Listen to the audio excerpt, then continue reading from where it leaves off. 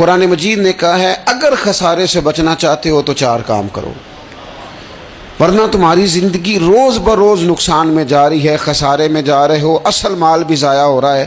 یہ 4 باتیں اگر تم اپنے اندر پیدا کرنے میں کامیاب ہو گئے تو تم خسارے سے بچ گئے۔ کون کون سی؟ الا الذین آمنوا، ایمان لاؤ، پختہ ایمان، یقین کامل کی دولت، یؤمنون بالغیب، غیب پر ایمان، طاقتور قسم کا ایمان، ایسا ایمان کہ جو انسان کو اتنا پختہ کر دے کہ اس کے لیے نیکی کے راستے پہ چلنا آسان ہو جائے اور بدی سے خود بخود اس کی طبیعت و چاٹ ہونے لگے۔ پختہ ایمان ہو، مضبوط، وعاملوا الصالحات، اور پختہ ایمان کے بعد پھر اعمال صالحہ سے اپنے آپ کو آراستہ کرو۔ تمہاری زبان سچ بولے، تمہاری آنکھیں شرم و حیا والی ہوں، تمہارا وجود جب بھی قبول کرے رزق حلال ہی کو قبول کرے، سوچیں ستھری ہوں، نظریات پاکیزہ ہوں، طبیعت خیر خائی والی ہو، کسی کے لیے اچھے جذبات رکھتے ہو، تمہارا وجود نفع بخش ہو، ہمیشہ کسی کا بھلا کرنے کی خواہش طبیعت میں مچلتی رہتی ہو۔ اعمال صالحہ سے اپنے آپ کو آراستہ کرو، صوم و صلات کی پابندی ہو، نماز کا خیال ہو، نماز کے قیام کا خیال ہو، ظاہری باطنی آداب کے ساتھ اللہ کے حضور عبادت کے لیے حاضر ہونا تمہارا جذبہ ہو۔ ایمان اور اعمال صالحہ، یہ 2 خوبیاں، وتواصوا بالحق، پھر ایک دوسرے کو نا حق کی تاکید بھی کرو، نیرا بیٹھ نہیں جانا نیک اعمال کر کے۔ حق نے کی ہیں تیرے ذمے دوہری ذمہ داریاں، خود تڑپنا بھی ہے، اوروں کو تڑپانا بھی ہے۔ نیرا تو نے خود ہی نہیں تڑپنا، تیری ذمہ داری یہ ہے کہ کسی اور کو بھی تو تڑپائے۔ وتواصوا بالحق، تاکید حق کرنی۔ ہمارے اندر نا ایک بہت بڑا مسئلہ ہے، 2 حکم ہے شریعت کے، ایک ہے امر بالمعروف، ایک ہے نہی عن المنکر، نیکی کا حکم دینا اور برائی سے منع کرنا۔ میں نے دیکھا کہ بڑی کمزوری پائی جاتی ہے، نیکی کی بات لوگ پھر بھی کر لیتے ہیں لیکن نہی عن المنکر، کسی بندے کو برائی سے روکنا، منع کرنا، طبیعت ہوتی ہے گڈ بک میں رہنے کی، مزاج ہوتا ہے سب کی آنکھوں کا تارا بننے کا۔ اپنے گھر کے اندر بھی اتنی جرت کا مظاہرہ نہیں کرتے کہ غلط کو غلط کہہ سکیں، حق بات کی تائید کر سکیں، طاقت ہی نہیں ہوتی۔ ایسی عجیب سیاست سکھا دی گئی ہے کہ ہر شخص ایک عجیب رنگ میں اپنی زندگی بتانا چاہتا ہے۔ قرآن مجید کہتا ہے خسارے میں چلے جاؤ گے اگر کلمہ حق تمہاری زبان پر نہیں آتا، اگر کلمۃ الحق ادا کرنے کی تمہارے اندر طاقت نہیں ہے تو تم نے ضائع کر دیا سارا وقت، حاصل کیا کیا؟ کہیں اگر اپنی برادری، اپنا قبیلہ، اپنا خاندان کسی موقع پر غلط ہے اور سامنے کوئی قبیلہ ٹھیک ہے تو آپ تائید کریں سامنے والوں، آپ کے اندر یہ اخلاقی جرت ہونی چاہیے کہ غلط کو غلط کہہ سکیں اور صحیح کو صحیح کہہ سکیں۔ نبی اکرم علیہ السلام نے فرمایا تم میں سے جو برائی دیکھے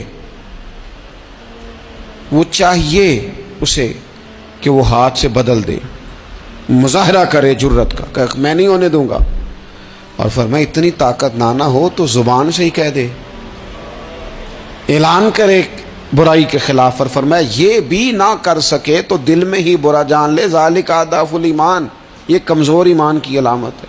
تو حق بات کا مزاج، او جی میں نے اپنی قبر میں جانا ہے، او میاں آپ کے ذمہ اللہ تعالیٰ نے قانون لگایا ہے، کنتم خیر امۃ اخرجت للناس تأمرون بالمعروف وتنہون عن المنکر، تم نے لوگوں کو بھلائی کا حکم دینا ہے اور برائی سے منع کرنا ہے۔ غلط کام ہو رہا ہو تو آپ غلط کو غلط ہی نہیں کہیں گے، آپ کی طبیعت اس طرح کی ہو جائے کہ آپ بات چپ سادھ لیں، آپ کی زبان پر کسی مظلوم کے حق میں کوئی کلمہ ہی نہ آئے۔ ایک بستی میں 2-3 لوگ بڑے نیک رہتے تھے اور باقی بستی ساری گناہوں میں، معاذ اللہ، اللہ کی نافرمانیوں میں، حدوں کو توڑنے میں مشغول تھی۔ اللہ کریم نے فرشتوں کو حکم دیا کہ اس بستی کو الٹ دو۔ فرشتوں نے عرض کی مالک وہاں تیرے 2-3 نیک بندے بھی تو رہتے ہیں، تو رب کریم نے فرمایا سب سے پہلے انہیں تباہ کرنا۔ مالک نیکوں کو، پرہیزگاروں کو، اور میں یہ کس طرح کے پرہیزگار ہیں، خود تو نمازیں پڑھتے رہے اور میری نافرمانی دیکھ کے کبھی ان کے ماتھے پر شکن تک نہیں آیا، کبھی ان کی طبیعت پر بوجھ نہیں بنا کہ لوگ دین کی حدیں توڑ رہے ہیں میں کم از کم زبان سے ہی کہہ دوں، نہ کبھی سوچا ہی نہیں کہ شریعت اسلامیہ کو سر عام پامال کیا جا رہا ہے اور کوئی کلمہ ان کی زبان سے ادا نہیں ہوا۔ پہلے ان لوگوں کو تباہ کرنا خود تڑپنا بھی ہے، اوروں کو تڑپانا بھی ہے۔ اپنی زندگی میں حق کہنے کا مزاج پیدا کریں، کسی کو روکیں کہ میاں یہاں تو غلط ہے۔ ہم سے لوگ مشورہ لینے آتے ہیں، ہم ہاں میں ہاں ملا کے گزر جاتے ہیں۔ اگر آپ کو محسوس ہونا کہ سامنے والا بندہ جو آپ کے پاس بیٹھا ہے وہ بات درست نہیں کر رہا تو یہ جرت پیدا کریں، اگرچہ حکمت سے کہیں، دانائی سے کہیں، اچھے جملوں کا چناؤ کر کے کہیں، لیکن اس کو کہیں، اس کو سمجھائیں کہ یہاں تو بھی غلطی پہ ہے۔ اور غلطی دلیر لوگ مانا کرتے ہیں، دلیر لوگ، بزدلوں نے بھی کبھی غلطی مانی ہے؟ بزدل تو اپنی غلطیوں پہ دلیلیں دیتے ہیں، نہیں میرا یہ مطلب تھا، نہیں میں یہ۔ بزدل ساری زندگی کہتے ہیں میں ناکام ہوا فلانے کی وجہ سے، میں پیچھے رہ گیا فلانے کی وجہ سے۔ او خدا کے بندے تو بزدل ہے، اس لیے تو نہیں، اگر تو طاقتور ہوتا تو کم از کم اپنی غلطی تو اپنے کھاتے میں ڈالتا، تو اپنی غلطیاں بھی کسی کے کھاتے میں ڈال رہا ہے، یہ بزدلی ہے۔ تو فرمایا ایمان لائیں، اچھے اعمال کریں اور حق بات کی تاکید کریں۔